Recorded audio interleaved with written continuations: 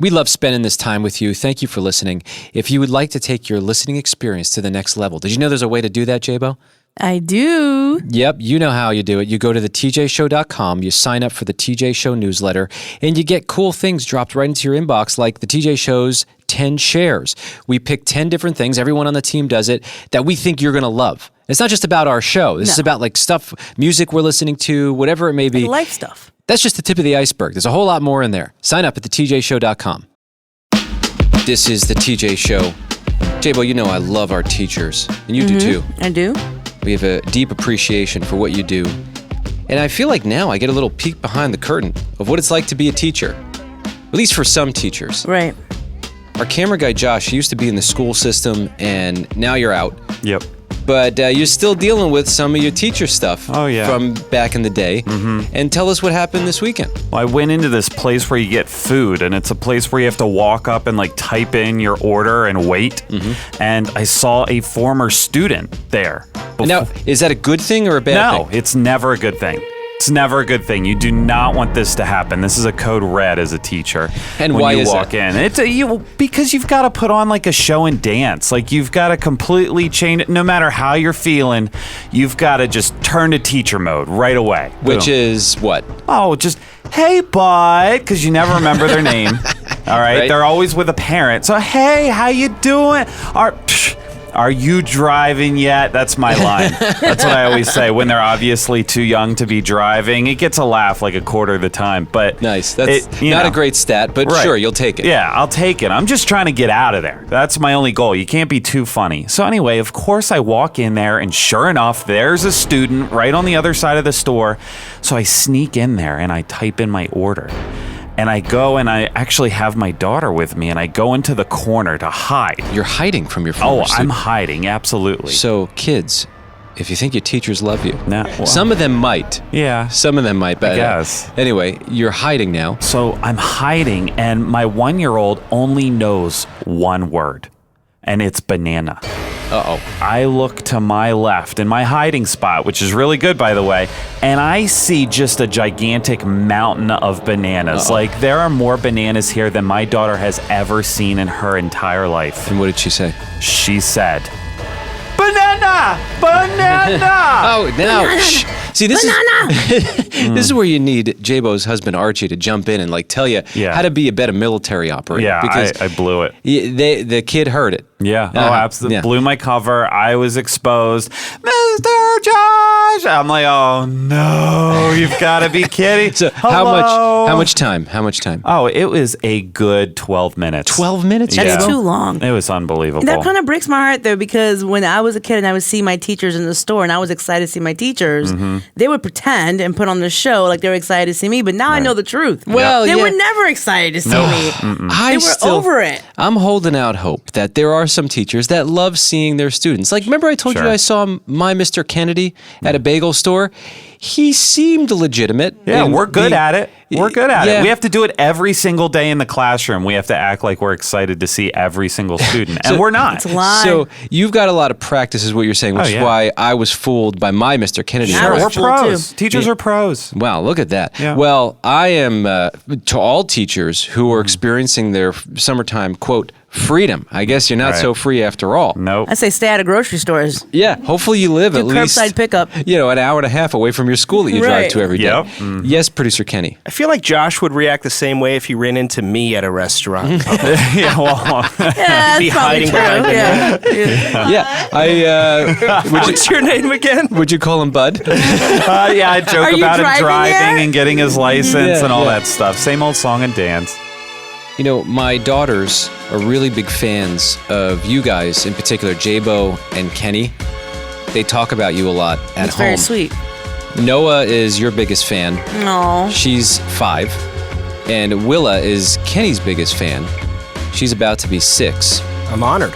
Willa out of nowhere goes, hey, and she's very serious, I want Kenny to show up to my birthday party this weekend. I said, well, do you want the whole show to show up? And she said, yes. I do. I want everyone, and I want to send them an invitation. But she did say Kenny first. Like, that was her main priority. We were the fallback because you mentioned us. Really, she just wants Kenny. She recorded a personal invitation for you guys, and here's the audio. Hi, Heather. I'm J-Bo, and I'm Camera Guy Josh and Kenny. I would like you all to come to my birthday party, especially Kenny, and it's at the pool, and I'm going to be 6, especially Kenny. I want to be there. And I don't know why she likes Kenny so much. I think the only theory I have is that Kenny is the most childlike adult that we know. And I think they're drawn to adult-sized children. All right, so they're all invited? Yeah, all of them. All right, there it is, the official invitation. Kenny. And then I stopped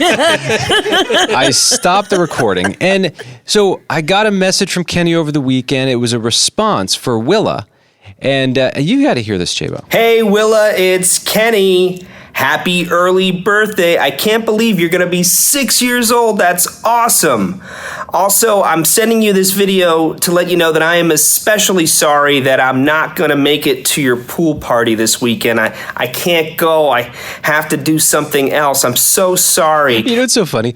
Before the weekend, Kenny was like, I don't know what I'm going to do. I can't make it. I said, Kenny, it's totally normal to not show up to this birthday party. Like, don't hijack your weekend because You're going to break her heart. I know, but it's like, that come poor on. baby. There's only so many things we can do as human beings. Like, She wanted him to be there, especially Kenny. She said it like 3 times. I know. Well, why can't you make it? Well, actually, I haven't met my girlfriend Allison's extended family, and there's a graduation party this weekend. Oh. It's going to be my first opportunity to meet her extended family. Okay, but is it the same time as Willa's birthday party? As it happens to be, yes, it's the same No, exact you time. can show up late to the family gathering. It's fine. It sounds like either one's going to be tough to get through, to be totally honest. No comments.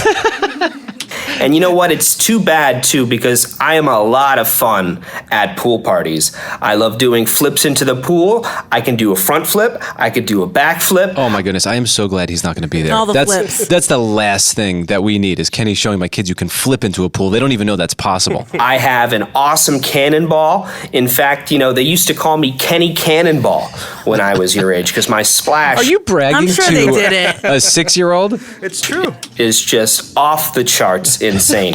And I can hold my breath for over 2 minutes underwater. Oh, I am so glad he's not going to be there. They don't need to see that either. It's a liability. I know, seriously. It's pretty impressive. You don't tell this to kids, Kenny. I don't know. I thought you would like to know. No. So I'm sorry you won't be able to see all that this weekend, but I'm sure we'll have another opportunity to have a fun pool party real soon. And I'm going to send Dad home with a birthday gift from me. So again, I'm especially sorry. I wish I could be there, and I hope you have so much fun. Happy birthday, Willa. I'll see you later. I mean, it's very nice. That is very kind. A little bit yeah. of bragging there. Yeah, Even, it's weird when you got to flex for a 5-year-old. Like that's some weird stuff. Kenny, you won't be missed. All right, this is the TJ Show. Yes, I will. More on the way.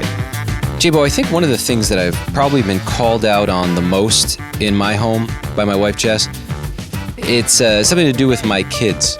I can get frustrated and impatient. And my wife will often say, hey, you got to find joy in the everyday moments. And that's been a challenge for me over the years. I can get so bored or like, I just want something to be happening. And, Right. with kids, you don't really get to call the shots about what you do. A lot of your day is sort of determined for you. And I love my kids. It can be both things.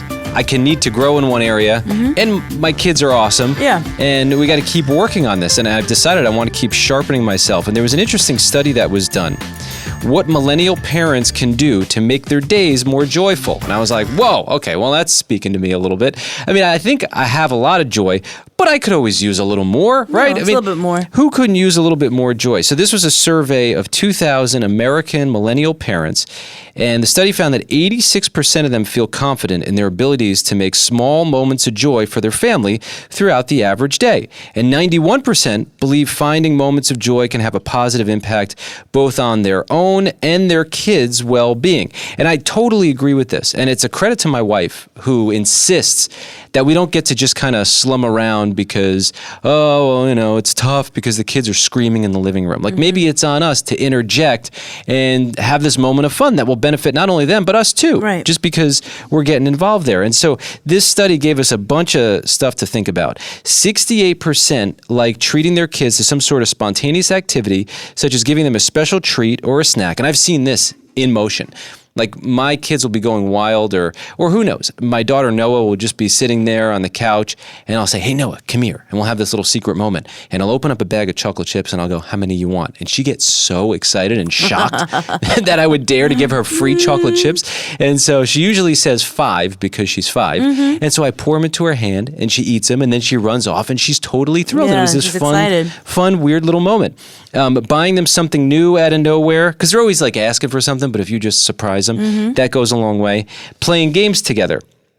There's a quote here that says, following a daily routine can be beneficial for families and helps everyday life run smoothly, but it can also become repetitive and monotonous. A small break away from a typical day to find and appreciate moments of joy makes a big difference. So they give us a bunch of top ways that parents can make the day more joyful. This is according to these parents surveyed. 52% say that making their kids laugh is successful. So finding ways to crack them up, or we'll occasionally do a surprise tickle in our house. Oh, that's great. My daughter Charlie will be standing there and I'll say, hey, you're due for a tickle. And she just gets so excited about that. And then she runs away and I try to capture her. That being silly with my kids, that's 48% say that seems to work and add this moment of joy. I do the same thing with my Willa. I say, hey, listen, you have a big problem to deal with right now. Dada is about to become a tickle monster. Aww. And it's going to be unfortunate for whoever gets caught. And they just start, like, I wouldn't think that would make anyone happy. They get excited. She's like, whoa, and starts running away, cracking up. And you know what? It is fun for all of us because I laugh, my wife laughs. Doing something spontaneous and fun, 43% say that this works to add little moments of joy into our lives. Spending time outdoors, finding a new mutual interest or hobby with my kids. I think about that button maker that my wife just ordered. Right. She knows this stuff already. Somehow I had to learn this. She knew that getting a random button maker and us making buttons, which is the weirdest thing, would actually be fun.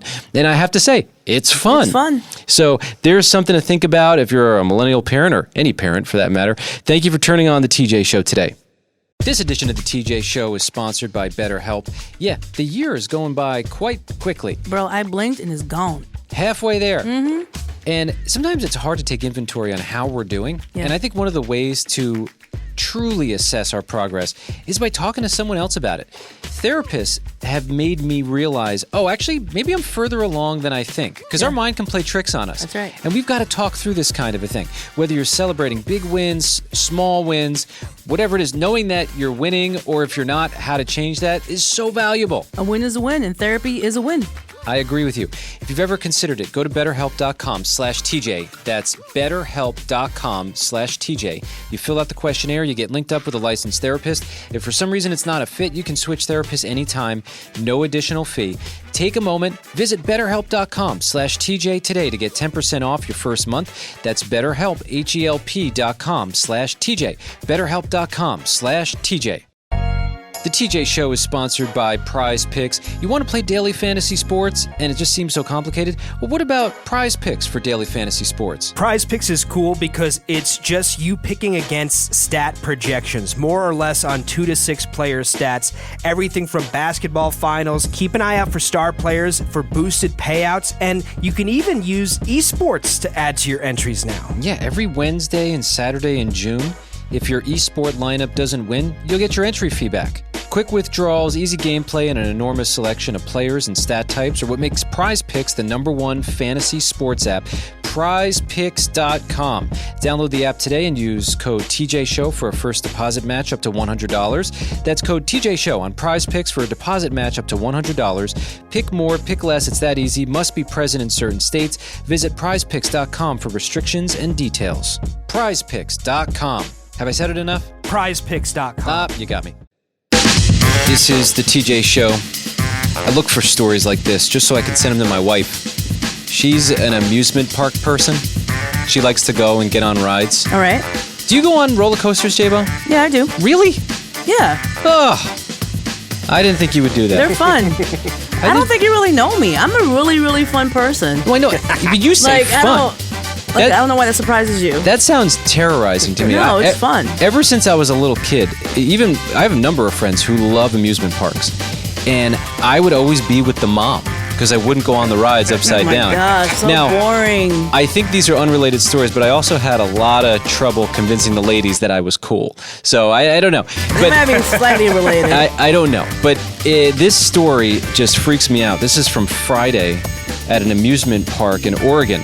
28 people rescued safely, so thankfully everyone was okay, from being suspended upside down for about 25 minutes. This was on a ride called Atmosphere, F-E-A-R.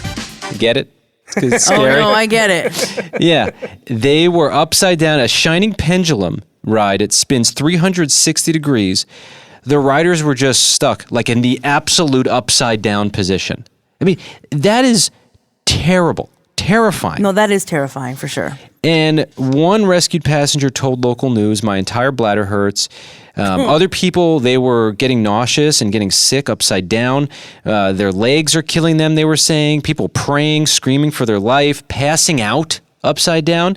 And this is a ride. It's not like it's an old ride. I thought this was going to be one of those ancient, like the original amusement park ride. No, it's from 2021. Yeah, it's only like 3 years old. Yeah, they say it's going to remain closed until an investigation into the incident is complete. I feel like they should have a little warning, but I guess there was no warning because they had done all the typical safety checkups and done everything they were supposed to do. Thank goodness for the fire department. They were ready. And they were planning to do one of those high-angle rope rescues, and then the engineers at the park were able to get it to return at the last minute, so they were able to get everyone off. But 25 minutes doesn't sound like a lot. Think about just like hanging your head off your couch for like 5 minutes. How do you feel after that? You don't feel so great. Yeah, So imagine 25 minutes? Yeah, that's a long time. dangling there, not knowing what you're going to do or whether or not you're going to get off of this ride. And I don't want you to think I'm some fear mongerer, but I want my family to know that this stuff is going on, even if it's rare. And I just talked about this weekend, and I hadn't even heard this story until today. But my wife was like, yeah, we're going to get ready to go to amusement parks. And I said, you used to ride roller coasters? She's like, yeah, I still do. I'm like, what? How did I not know that? Maybe you should start, TJ, so you can like be a little bit more free. You know what I'm saying? Live a little. I am not doing it. I've never been on an upside down ride, and I'm happy about it. I did go on the teacups once, and that was a little much, but I can handle that if you want. Teacups? If you want me to go wild. Disney World? You know, the tilt-a-whirl. They spin you around really fast. Yes, I know what you're talking about. Yeah, that was about as far as I went. Because it's like, why take the risk? Life is scary enough as it is. Like, aren't you afraid every day? No. I've gotten better at being less afraid every day You're from day to missing day. out, TJ. Yeah, These are fun rides. You love this stuff, right? Oh, well, this ride is actually very similar to my favorite ride, which is another swinging pendulum. It's actually the ride that I recorded myself on. Remember I played you back the audio of me screaming? Oh, yeah. Actually, can you find that audio? Can we play that in a few moments? Sure. We should revisit that. The ride I went on is probably twice the size of this one in Oregon, but I should say that the one I went on doesn't go all the way upside down. It goes almost upside down, but it doesn't actually go 360 degrees like the one in Oregon did. And you guys have fun on these kinds of I rides. love it. I like roller coasters, but I don't necessarily like those type of rides. The ones where it just swings up and down. Yeah. It's got to get boring after like the first one, right? Try it, man. Look. The feeling is incredible. Kenny found the audio.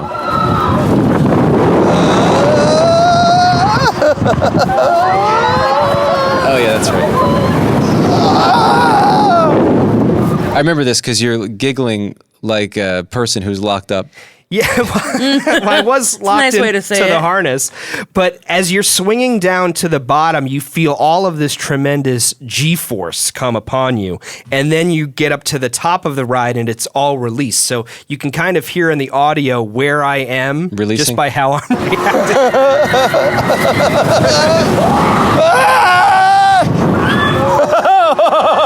Okay, so you just heard G-force followed by release. Is that right? That's pretty much it.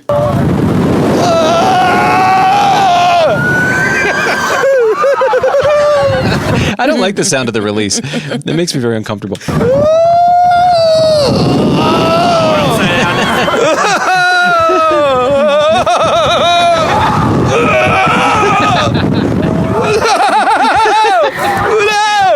It gets more intense as you go on. Oh my God.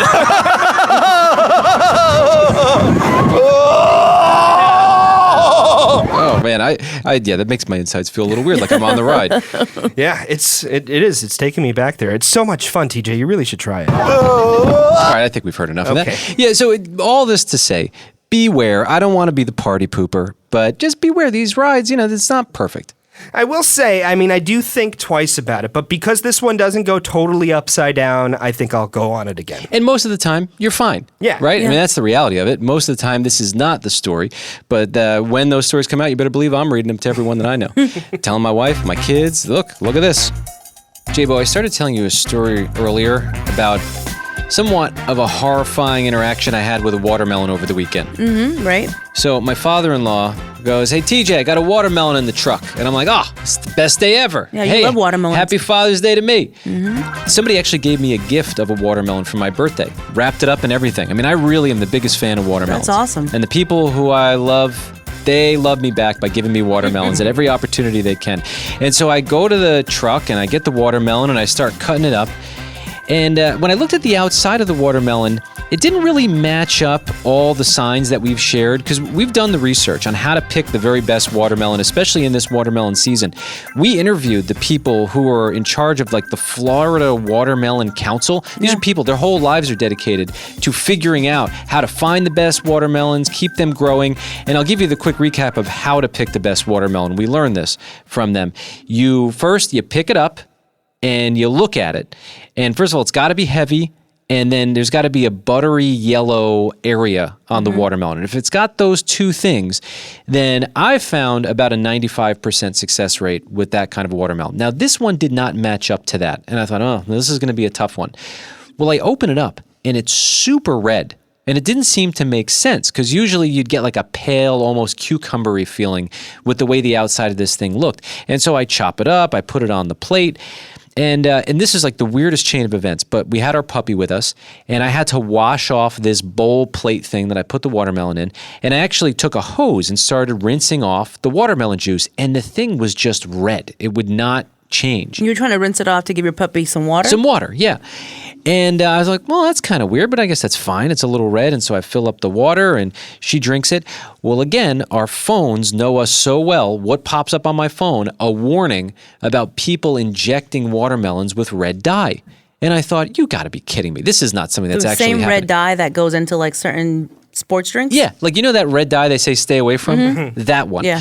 And I thought, wow, well, is that why the plate stayed red? And believe it or not, one of the ways they say you can test this, which is something that does happen, although I have more information on this, you take a little cotton ball or a napkin and you dab it. And if it's that wild red, there's a chance that maybe it was injected with a dye, which I go, why in the world would you ever do that to something so beautiful and natural like a watermelon? Well, that same dye is injected in some stores. Some butchers will inject that same dye into cuts of sirloin or steaks. Yeah, we don't need it. It's fine just the way it is. Well, I did some research on it because, of course, this consumed a large portion of my day. And now I find that the claim that watermelons are being injected with red dye to enhance their appearance and sweetness is largely a myth. Now, notice they didn't say entirely a myth, but it's not happening as often as we think.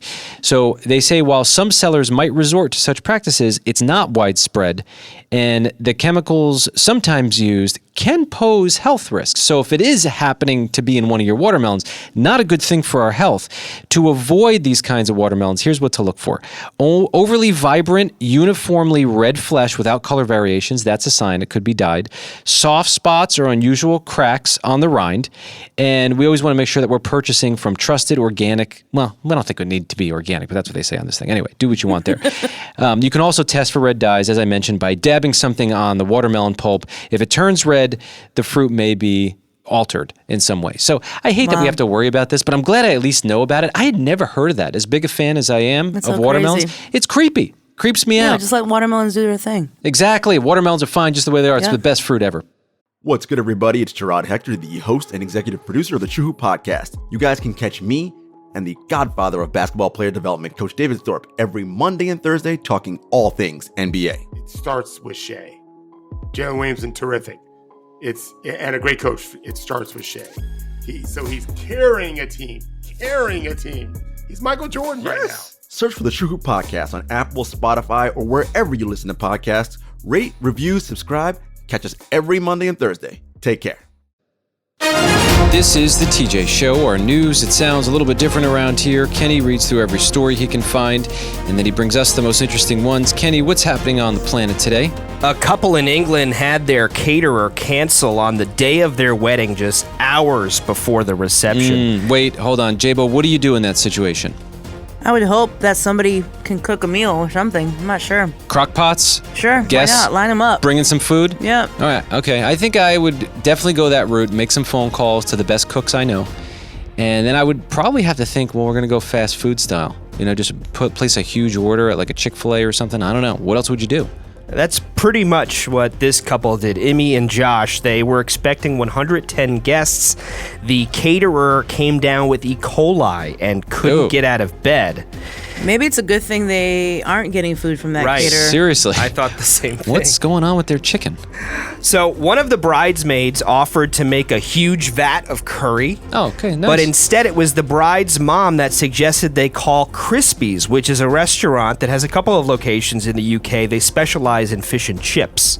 So the owner of the store, which was about 10 minutes from the venue, drove to see how she could help. She immediately put her staff to work. They were able to deliver 110 meals just in time for the wedding. Mostly fish and chips, but they did have chicken nuggets for the kids and veggie burgers for vegetarians. That's impressive. That's awesome. Good for them. Yeah. What a commercial for them, huh? Yeah, the owner of the store said our team was amazing, and some stayed on after their shift ended to help. The couple said the guests loved their meals, and they were eternally grateful that someone was able to save the day. I will say, one of the greatest moves that my wife Jess and I made for our wedding day was we just went to a normal caterer, like a caterer that you would use to cater like a, I don't know. Birthday party? Yeah, a birthday Graduation party. Just like not the wedding caterers that are like really famous in the area. Just get us some food that tastes great. Yeah. And we saved so much money by going that route. Well, But- sometimes you go to weddings and you go and you have a plate and it's like a little bit of food. It's not that great. And then Right. on the way home, you stop at McDonald's and you're like, man, that Yeah. was disappointing. and it's triple the price. Yep. Kenny, what else do you have? Inside Out 2 exceeded expectations in its opening weekend, bringing in $155 million in Wow. North American box offices. I remember on Friday they were saying this is a make or break, That's what they were saying. which is surprising to hear. But apparently Pixar has had a couple down movies, right? the last one that came out, Lightyear, well, actually, that was the second to last one that came out, Lightyear, lost money. And usually these films were guaranteed to bring in big paydays. They say this is the second biggest opening weekend for any animated film in history behind Incredibles 2, which came out in 2018. Interestingly enough, the remake of The Lion King, the quote-unquote live-action version, made more money in 2019, but Disney doesn't consider that an animated film. Oh, really? Yeah, I thought that was weird. Well, was that lion It's not real? real lion. Was it? Wasn't a real lion, no. So I mean, it does look real, but it was talking, so it was confusing to me. So this is the first movie to make over 100 million in its opening weekend since Barbie last summer. It's the biggest opening weekend of the year so far, ahead of Dune, which brought in 82.5 million for its opening weekend.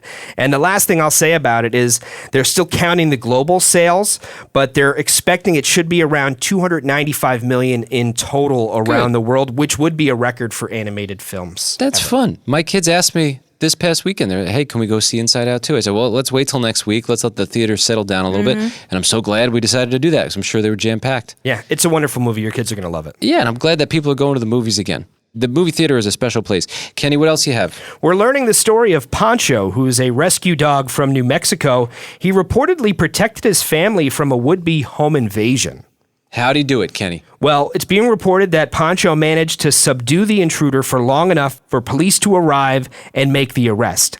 Unfortunately, it turned out Pancho was kicked and stabbed by the intruder, that's but his heartbreaking. family was able to rush him to the vet for treatment right away. We're pleased to report that Pancho is recovering beautifully, according to the veterinarians. that's a good boy. Yeah, it's amazing how dogs, they've just got this sense. They know something's off. Like, if someone shows up that's a friend, Luna greets them with like a shoe or something. It happens to you all the time, Yep. Jabo. But if she doesn't know who the person is, it's a whole different kind of thing, and there's no present involved. You hear loud barks, and I wonder what she As would she do should. if she was faced with an invader. Now, when Poncho was finally able to reunite with his human family in the recovery area of the vet, Poncho's human dad dropped to his knees and promised the dog that for the rest of his life, he's only going to get ribeye steaks. There That you gets go. expensive. I give him at least 2 weeks. Yeah. Well, it is cheaper, a little ribeye, than getting a security system in the house, right? Yeah. Maybe. So, Maybe. Yeah. Candy, what else do you have? There's a viral packing trick that's been circulating the internet. It's a way to beat the airline's carry-on luggage policy and involves packing clothes into a pillowcase and then claiming to the airport staff that it's merely just a pillow. So you don't have to pay for an extra carry-on bag. Instead, you have a pillow full of your clothes. That's funny. Well, that'll go away soon. Well, this person at the Orlando International Airport tried to do this. Another TikToker managed to capture this entire interaction. She said, stop letting these social media sites give you tips and tricks because sometimes it's not going to work. From the video, it's pretty obvious that the man wasn't just trying to bring a pillow on the plane. The airline gave him the opportunity to pay the extra fee for an extra carry-on bag. He refused until the last possible second when they closed the doors. Then he tried to force himself onto my the goodness. jetway. The airline called police. He was escorted from the airport by police. Clever, but also how silly. Yeah. Kenny, what else do you have? I have some McDonald's news. First, they're testing vegan ice cream. 2 new flavors, Choco Scoop and Strawberry Scoop. Right now, they're only available at select locations in the UK, but they're getting rave reviews, which are leaving many American vegans very excited about the possibility that they could be coming to the States real soon. I remember my initial reaction to vegan ice cream is like, well, why would you want to have that? But there's a coconut-based ice cream, but it's so good. I do love it.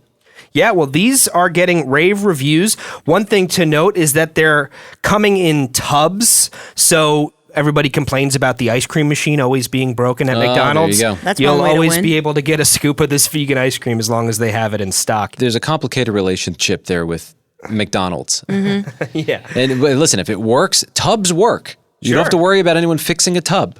You just scoop. That's it. Exactly.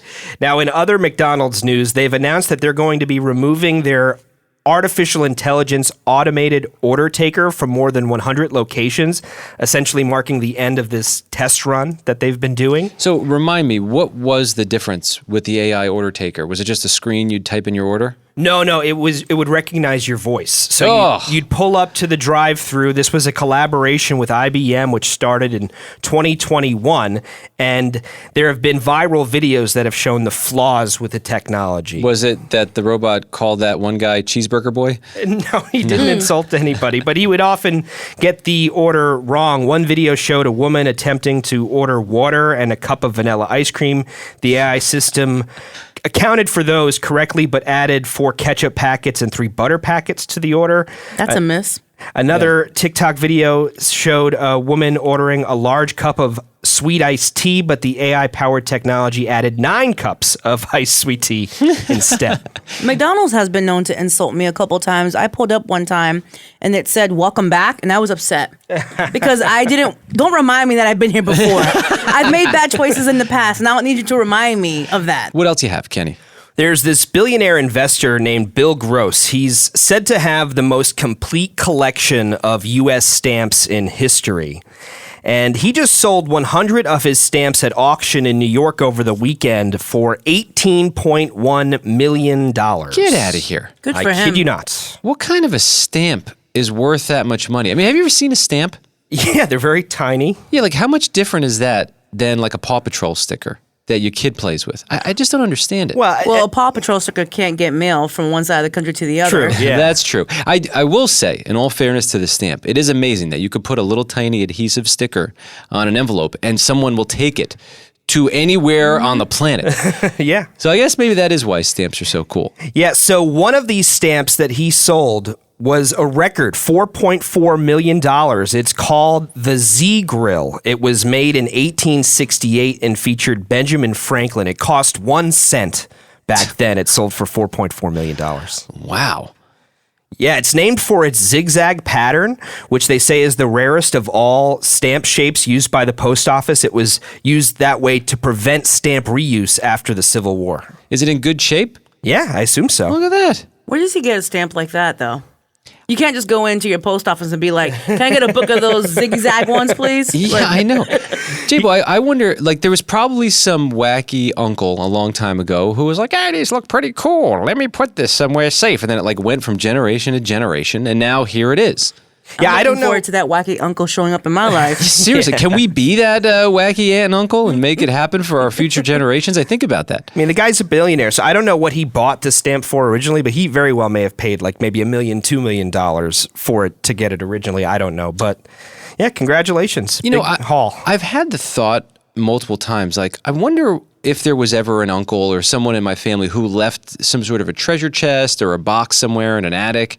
Maybe we need to be those people for our family 200 years from now. But it also depends on that generation, right? Like, one generation earns the money, the second one spends it, and then by the time you get to the third generation, they're broke again. So they have to go back and do the process all over again. I know. So we could have family members years ago that were billionaires, and we didn't get that money. Someone spent it. Yeah, somebody did. Yeah, I'm like, I don't even know how you would do that. Like, the stamp at the time was only worth a penny to that world. Mm-hmm. So we'd have to put things that are not so obvious in the box. Like, is the quarter today going to be worth something Right. in many? I don't know. You just don't know. Well, I'm going to start trying things. I'm just going to start a little box, and we'll see where Start it goes. your own treasure chest. Yeah, I've been building up this collection of New York Jets memorabilia, but I'm not Yeah, sure that's it's going to not be going- worth anything. Nothing. Zero. 1,000 years. Yeah, Kenny, what else do you have? Authorities in California said it was one single bear that was responsible for 5 break-ins to homes Oh, wow. within a 2-hour period. Well, he wants to be an internet celebrity. You've seen some of the bears that have gotten famous. Did you see the one that jumped in the pool? Yeah. There is video of the bear opening up someone's freezer, taking a package of frozen chicken, and then leaving the house with it in its mouth. Was it standing on its back 2 feet? No, I don't think Oh, it had to okay. get to the back 2 feet, but it big bear. apparently broke into 4 of the 5 homes which were unoccupied. One of the homes was occupied, but the woman said she locked herself in the bedroom until the animal left. It left without incident or injury, and What a baby. she said it was a very polite bear. Well, look at that. If I was counseling the bears that want to get famous, I'd say put on a necktie. Yeah, there you go. That's it. That's all you need to do. Kenny, thank you for keeping us somewhat informed. That's what's happening.